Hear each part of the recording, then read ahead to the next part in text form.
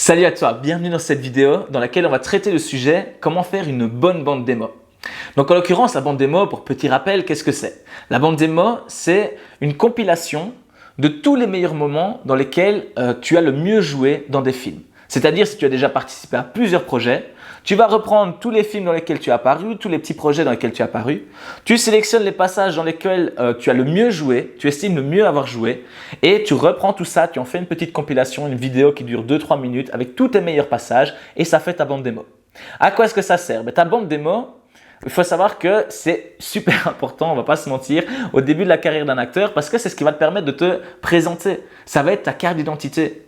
Cette bande démo, tu vas l'envoyer au directeur de casting, tu vas l'envoyer lorsque tu postules à un film, tu vas la mettre sur les sites de casting.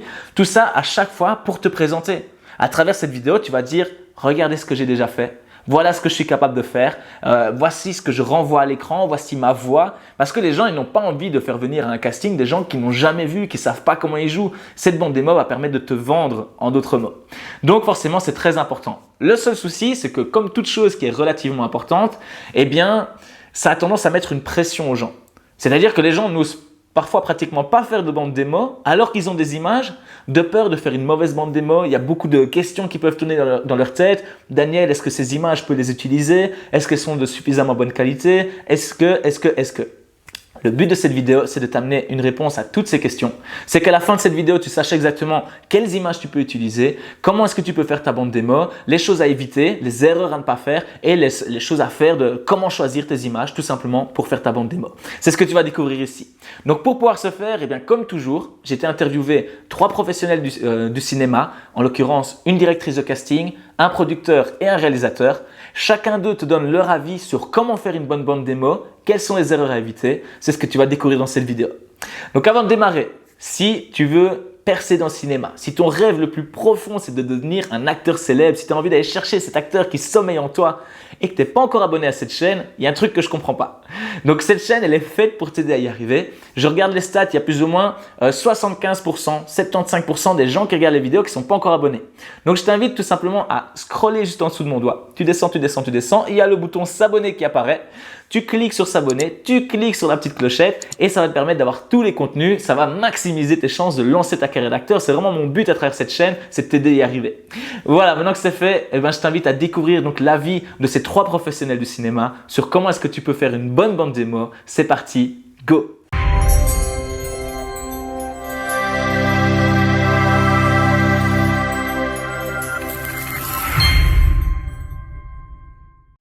Est-ce qu'à l'inverse, tu as déjà eu des bandes démo où tu t'es dit oula, non, ça va pas. Ah bah oui.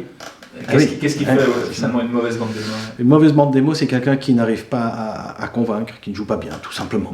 Hein, voilà, il n'est pas dans son truc, il n'est peut-être pas bien dirigé non plus. Dans les bandes démo, il faut quand même essayer d'être dirigé. Hein, et il faut quelqu'un de confiance avec soi qui va dire oui mais non, là ça va pas du tout. Parce que bien souvent, on a tendance à dire « ouais, c'est bien », alors que c'est pas bon. Non, il faut avoir quelqu'un avec soi qui peut dire « c'est pas bon, c'est pas bon, fais autre chose » ou « change de type de personnage » ou voilà, dans la bande démo, c'est bien et pas bien, il faut faire attention. Si vraiment on sent que on est convaincant, voilà, on y croit, hein, tout simplement. Voilà, il joue quelque chose, puis on y croit. Et ça, c'est super parce que on va, nous, qui allons voir cette bande démo, on va se rendre compte aussi. Hein, mais on le sent, généralement. Je pense qu'au niveau des comédiens, c'est quelque chose que l'on sent. Et il faut être dur avec soi-même. Pour vous, une bonne méthode, ce serait par exemple d'envoyer des bandes démo, d'essayer de se faire connaître comme ça? Ça dépend de la bande démo. Il faut déjà avoir quelque chose à mettre dans la bande démo. Donc quand on démarre, on n'a rien à mettre. Ouais. Donc c'est un peu compliqué. Et puis parfois, et là je vais peut-être déjà anticiper sur une autre question, c'est, je crois que vous alliez me demander ce que je pensais des films autoproduits. Ouais. Et là, je serais assez mitigé. Parce que, en tout cas, moi, ceux que j'ai vus, les films autoproduits pour l'instant, ou avec des micro-budgets, souvent ça dessert les comédiens parce que le manque d'argent se fait voir cruellement. Donc il n'y a pas assez de lumière, il n'y a pas le costume, le décor est cheap.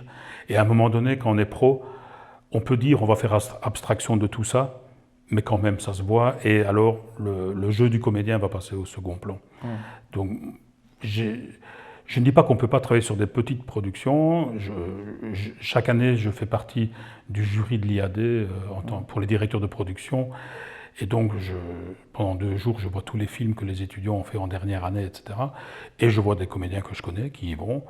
Et c'est fait dans de bonnes conditions, même si ce sont des boulots d'étudiants, mais ils ont le matériel nécessaire, soit de l'IAD, soit de loueurs qui font des prix d'amis pour les étudiants de l'IAD. Mais voilà, là il y a de la lumière, il y a du maquillage, il y a des costumes, on a travaillé sur les décors. Et là on peut alors regarder le travail du réalisateur, sa direction d'acteur, on peut voir le jeu des acteurs. Mais parfois il y en a qui disent on va le faire entre nous, on est une bande de potes. Et quand on regarde, alors là on dit oh mon Dieu. Donc ça je le déconseillerais. Et j'ai parfois des gens voilà, qui ont dit voilà ce que j'ai fait, ils me montrent en disant est-ce que tu crois que je peux envoyer ça? Je dis moi, à mon avis, si tu envoies ça, ça va te desservir plutôt qu'autre chose. Donc, il vaut mieux ne pas envoyer quelque chose de mauvais plutôt que... Enfin, je préfère rien plutôt qu'un truc mauvais. Ouais. Comédien, justement, qui envoie une bande démo, mais qui est à ses débuts, c'est-à-dire qu'il a joué dans des films étudiants, dans des films autoproduits.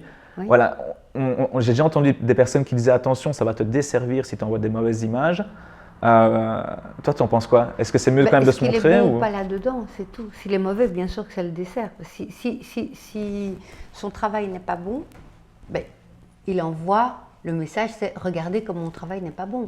Voilà, donc comment voulez-vous qu'on le prenne? Ça joue contre lui. Mais si lui, ce qu'il fait est vraiment bien, il prend que ses images à lui, bien sûr. Donc c'est pas tellement la qualité de l'image qui est importante, c'est la qualité du jeu, quoi.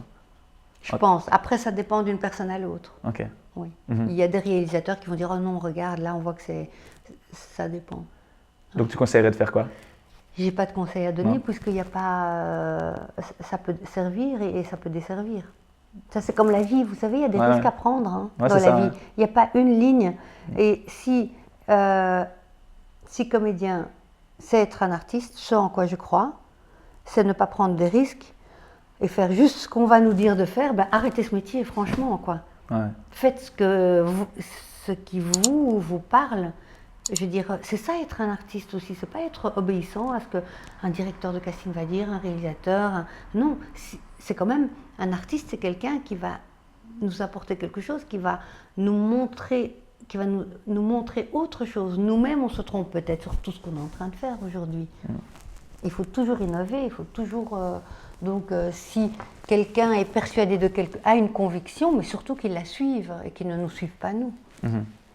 Ou qui que ce soit. L'art, c'est un peu ça, c'est pas juste... à cause des écoles, ça devient très sage, tout ça. Non, mais c'est vrai. Non, je suis bien d'accord. Et beaucoup, j'ai peur. Mais de quoi? On n'a qu'une vie, tous on naît, on meurt, on a une vie à vivre. C'est un passage à passer ici sur Terre. Passons-le le mieux possible et surtout en accord avec nos convictions. Le reste, il faut arrêter d'avoir peur ou d'être grillé ou de... Il n'y a personne qui, aujourd'hui, personne ne grille personne, ou alors vous grillez, chacun grille l'autre, quoi. On a tous les mêmes pouvoirs au final. J'aime beaucoup. Vous voyez, non, mais vous voyez... je suis 100% d'accord, c'est ma philosophie aussi. Moi, les comédiens demain arrêtent de venir chez moi, je ne suis plus directrice de casting. On arrête de m'engager, je ne le suis plus, mais c'est pas grave, je ferai autre chose. Je ne me dis pas... c'est la vie avant tout.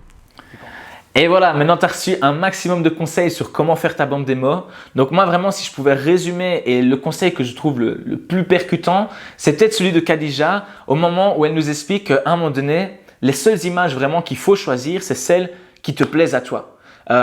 Nous, en tant qu'acteurs, on le sait bien, en tout cas c'est bien de se le rappeler, c'est qu'on ne peut pas plaire à tout le monde.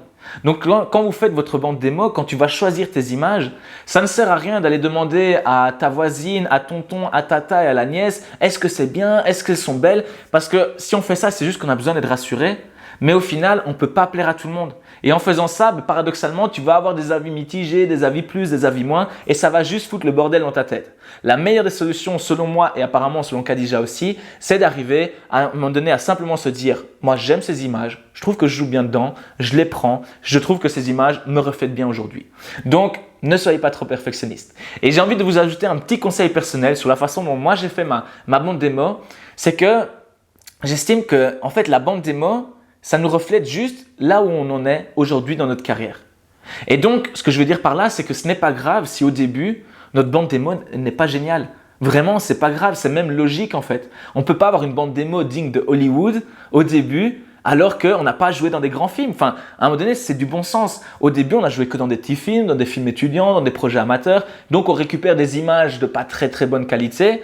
Ce qui compte, c'est vraiment de regarder notre jeu et de se dire « moi, j'y crois ». Moi, je trouve ça bien. Et donc, n'ayez pas peur d'avoir une bande démo de pas super bonne qualité au début. Tant que votre jeu est correct, c'est pas grave si derrière le décor est pas terrible, si le maquillage est pas incroyable, parce que votre bande démo, vous allez l'améliorer au fur et à mesure. Plus vous allez jouer dans des films, plus vous allez récupérer des images et plus vous allez pouvoir améliorer votre bande démo. Et donc, c'est vraiment quelque chose qui doit s'améliorer avec le temps. Ne soyez pas trop perfectionniste au début. C'est pas du tout un problème de commencer avec une bande démo moyenne au début. Voilà. Donc, moi, ce que je t'invite à faire maintenant, deux choses très, très, très importantes. La première des deux, lâche un pouce bleu. Si tu es ici, je suis certain que ça t'a plu. Franchement, tu es à la fin de la vidéo, c'est que ça t'a plu, donc il faut lâcher le pouce bleu. Ça me fera plaisir et c'est super bon pour le référencement. J'ai vraiment envie de faire décoller cette carrière pour aider tous les comédiens de la planète, en tout cas ceux qui parlent en français. Donc, aide-moi à y arriver. Lâche un beau pouce bleu, ça fera plaisir. Deuxième chose à faire, et là c'est pour toi, c'est de me mettre dans les commentaires la question à laquelle tu aimerais avoir une réponse. C'est-à-dire ici, on a traité le sujet comment faire une bonne bande démo. Eh bien, tu as certainement d'autres questions qui peuvent te bloquer dans ta carrière d'acteur. Mets-la dans les commentaires. Le commentaire qui a le plus de likes, qui est le plus relayé, je ferai une vidéo autour de ça. Voilà, avant de partir, la toute dernière chose, tu sais bien, il y a mon e-book qui s'appelle 5 astuces à appliquer immédiatement si tu veux devenir acteur. Donc, c'est pour te lancer dans ta carrière d'acteur. Cet e-book, il est totalement gratuit. Le lien en dessous de la vidéo, il fait à peine 30 pages, donc en 10 minutes, c'est lu. Tu peux choper les 5 astuces, tu vas cliquer en dessous de la vidéo. C'est super rapide. Voilà, j'en rajoute pas parce que je t'en ai déjà parlé. Maintenant, tu connais la chanson. Je te dis sinon, à dans une semaine. Toutes les semaines, je publie. Donc, à dans une semaine. Ne lâche rien. Je suis certain que tu vas y arriver. À très vite. Ciao!